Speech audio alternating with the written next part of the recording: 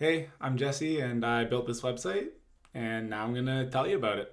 My goal with this website was to take my traditional resume and make it more memorable by adding a game-like user interface, but still keeping it readable and useful for recruiters and job applications. To do this, I created two modes. The first is my resume, and the second is a cyber version of my resume, which can be toggled using the mode switch, which is the battery in the upper right corner of the screen. The resume itself has two sides, but the backside of the resume isn't revealed until you've interacted with the cyber resume in enough unique ways. The other thing we have here is a pixel hero in the upper left. They're here to guide users through the resume and provide extra context.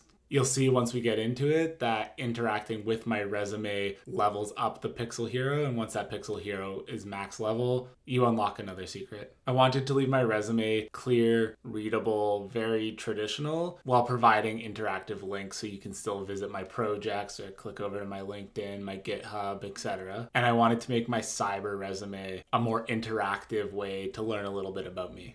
So let's go ahead and click over to my cyber resume with the mode toggle in the upper right. Clicking that brings us into my cyber resume. You can see things are slowly booting up. In the upper left corner, you'll see this little box. Clicking that reveals the battery. And the idea is that by filling that battery, you max level your hero and the last secret becomes available. There are more interactive clicks than that battery requires to fill. And so I added a second meter for completionists. If people want to find everything there is to find on this resume, there is an option for that hidden in the header. And there it is. You can see with our first interactive click, we've filled the meter to 5% and added one experience charge to our battery. Looking at the Projects tab, we can see a brief overview of the project, as well as some links towards the bottom of the card. Interacting with these links gives you experience and fills your progress meter. You'll notice that some of these links are grayed out. That's because Kill Team Speedrun doesn't have a live website. If it did, this would be interactive, but I'm currently working on that project. There is a GitHub if you want to see the code, and eventually, once that's done, I'll upload a video like I'm doing here. Navigating through the project tabs grants experience, lights up the card, and allows you to explore that project in more detail. If we look at my technical skills section, we'll see a slightly outdated overview of my technical skills. Clicking the section navigates to my programming levels. And what this is using GitHub's API, I'm pulling all of my language data across all of my projects and turning the total bytes per language into a level for that language. Every 10,000 bytes is one level. And so you can see where my experience is at a glance for all of the different languages that I've programmed in. JavaScript being my most familiar language, followed by HTML, CSS, and if you scroll, there are some others on this list. Another click shows a snapshot of my GitHub stats. This has my total commits, the projects that I'm currently working on, again, pulled from GitHub's API. So if you navigate to my resume, you click this, you'll see a more current version of this data. If we look at the holo map in the center of the screen, you'll see a couple of different colored paths. The green path is for my education, the red path is for my career path so far, and then yellow is accolades, awards, things that kind of tie into both along the way.